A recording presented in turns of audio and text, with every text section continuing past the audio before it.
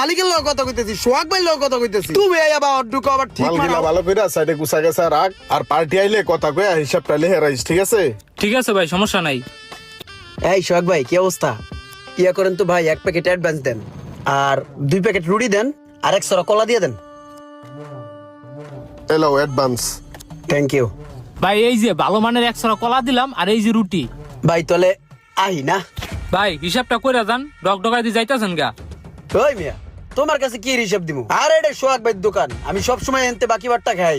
তোমার কাছে হিসাব দেওয়া লাগবো? ভাই বেড়াদের দোকান, একটু পরাই টাকা দিয়ে যাবো। তুমি আইসো হিসাব চাইতে লেগে মিয়া। চুপ করো মিয়া। এই সোহাগ ভাই দেন তো কি কয়। হ্যাঁ রে ভাই, বুঝে নাই, চিনে নাই আমার। সোহাগ ভাই কি কইবো, আপনি হিসাব কইরা যান।